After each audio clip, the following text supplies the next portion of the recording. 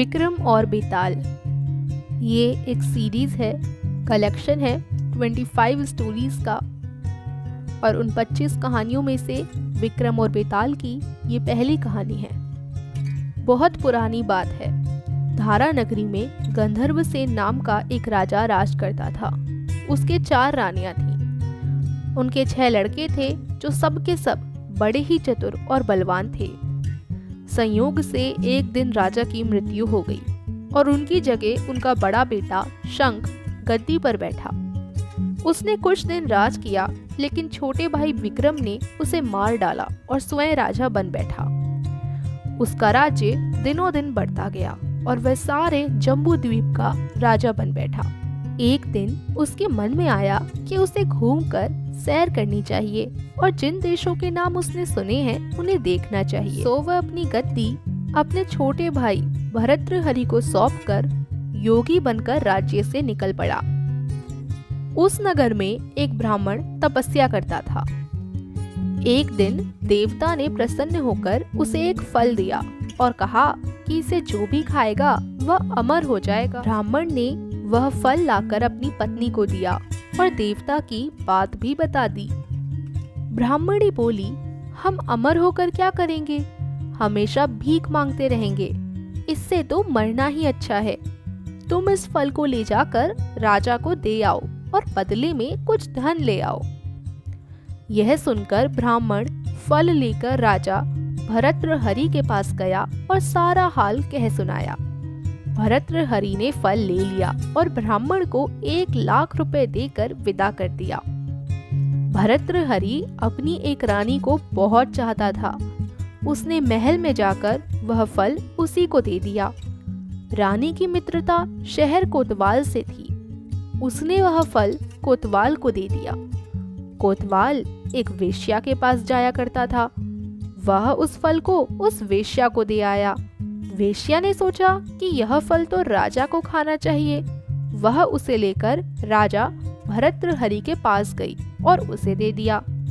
भरतृहरि ने उसे बहुत सा धन दिया, लेकिन जब उसने फल को अच्छी तरह से देखा तो पहचान लिया। उसे बड़ी चोट लगी, पर उसने किसी से कुछ कहा नहीं। उसने महल में जाकर रानी से पूछा कि तुमने उस फल का क्या किया? रानी ने कहा, मैंने उसे खा लिया। राजा ने वह फल निकालकर दिखा दिया।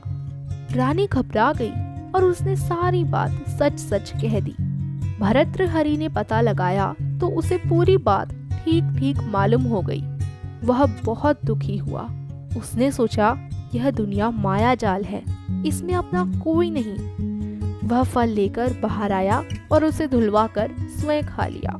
फिर राजपाट छोड़ योगी का भेष बना जंगल में तपस्या करने चला गया। भरतृहरि के जंगल में चले जाने से विक्रम की गद्दी सूनी हो गई। जब राजा इंद्र को यह समाचार मिला तो उन्होंने एक देव को धारा नगरी की रखवाली के लिए भेज दिया। वह रात दिन वहीं रहने लगा। भरतृहरि के राजपाट छोड़कर वन में चले जाने की बात विक्रम को मालूम हुई तो वह लौटकर अपने देश में आया। आधी रात का समय था। जब वह नगर में घुसने लगा तो देव ने उसे रोका। राजा ने कहा, मैं विक्रम हूँ, यह मेरा राज है, तुम रोकने वाले कौन होते हो? देव बोला, मुझे राजा इंद्र ने इस नगर की चौकसी के लिए भेजा है। तुम सच्चे राजा विक्रम हो तो आओ, पहले मुझसे लड़ो। दोनों में लड़ाई हुई। राजा ने जरा सी देर में देव को पछाड़ दिया। तब देव बोला, हे राजन, तुमने मुझे हरा दिया, मैं तुम्हें जीवन दान देता हूँ। इसके बाद देव ने कहा, राजन, एक नगर और एक नक्षत्र में तुम 3 आदमी पैदा हुए थे। तुमने राजा के घर में जन्म लिया, दूसरे ने तेली के और तीसरे ने कुम्हार के। तुम यहाँ का राज करते हो। तेली पाताल का राज करता था। कुम्हार ने योग साधकर तेली को मारकर शमशान में पिशाच बना सिरस के पेड़ से लटका दिया है। अब वह तुम्हें मारने की फिराक में है, उससे सावधान रहना। इतना कहकर देव चला गया और राजा महल में आ गया। राजा को वापस आया देख सबको बड़ी खुशी हुई। नगर में आनंद मनाया गया। राजा फिर राज करने लगा। एक दिन की बात है कि शांतिशील नाम का एक योगी राजा के पास दरबार में आया और उसे एक फल देकर चला गया। राजा को आशंका हुई कि देव ने जिस आदमी को बताया था कहीं यह वही तो नहीं है। यह सोच उसने फल नहीं खाया, भंडारी को दे दिया। योगी आता और राजा को एक फल दे जाता। संयोग से एक दिन राजा अपना अस्तबल देखने गया था। योगी वहीं पहुंच और फल राजा के हाथ में दे दिया। राजा ने उसे उछाला तो वह हाथ से छूटकर धरती पर गिर पड़ा। उसी समय एक बंदर ने झपटकर उसे उठा लिया और तोड़ डाला। उसमें से एक लाल निकला जिसकी चमक से सबकी आंखें चौंधिया गईं। राजा को बड़ा अचरज हुआ। उसने योगी से पूछा, आप यह लाल मुझे रोज क्यों दे जाते हैं?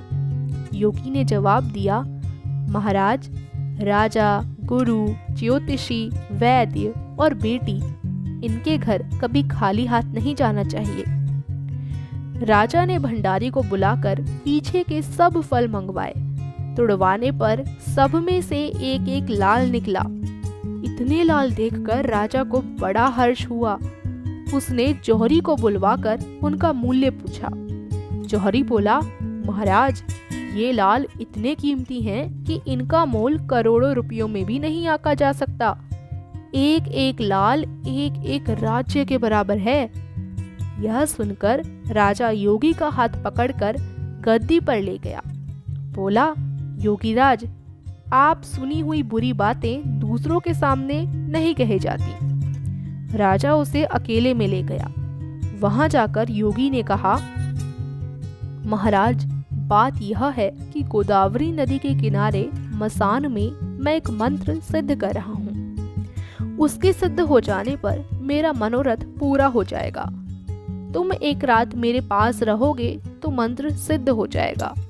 एक दिन रात को हथियार बांधकर तुम अकेले मेरे पास आ जाना। राजा ने कहा, अच्छी बात है। इसके उपरांत योगी दिन और समय बताकर अपने मठ में चला गया। वह दिन आने पर राजा अकेला वहां पहुंचा। योगी ने उसे अपने पास बैठा लिया। थोड़ी देर बैठकर राजा ने पूछा, महाराज, मेरे लिए क्या आज्ञा है?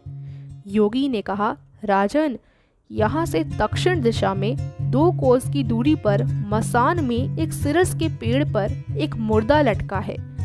उसे मेरे पास ले आओ जब तक मैं यहाँ पूजा करता हूँ। यह सुनकर राजा वहां से चल दिया। बड़ी भयंकर रात थी। चारों ओर अंधेरा फैला था। पानी बरस रहा था।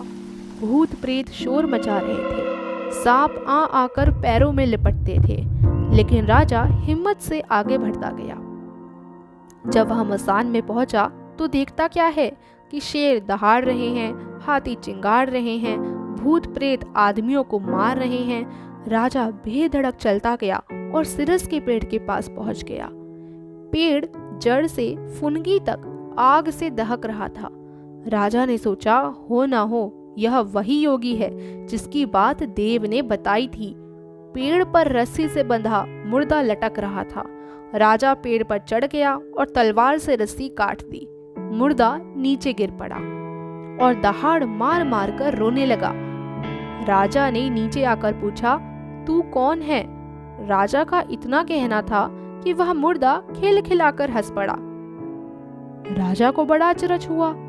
तभी वह मुर्दा फिर पेड़ पर जा लटका। राजा फिर चढ़कर ऊपर गया और रस्सी काट मुर्दे को बगल में दबा नीचे आया। बोला, बता तू कौन है? मुर्दा चुप रहा। तब राजा ने उसे एक चादर में बांधा और योगी के पास ले चला। रास्ते में वह मुर्दा बोला, मैं बेताल हूँ, तू कौन है और मुझे कहाँ ले जा रहा है? राजा ने कहा, मेरा नाम विक्रम है, मैं धारा नगरी का राजा हूँ, मैं तुझे योगी के पास ले जा रहा हूँ। बेताल बोला, मैं एक शर्त पर चलूंगा, अगर तू रास्ते में बोलेगा तो मैं लौटकर पेड़ पर जा लटकूंगा। राजा ने उसकी बात मान ली।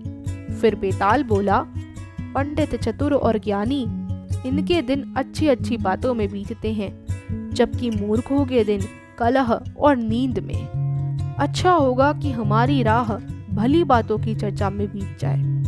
मैं तुझे एक कहानी सुनाता हूँ, ले सुन। यहीं पर विक्रम और बेताल की पहली कहानी समाप्त होती है। आगे क्या हुआ जानने के लिए अगली कहानी जरूर सुनिएगा। धन्यवाद।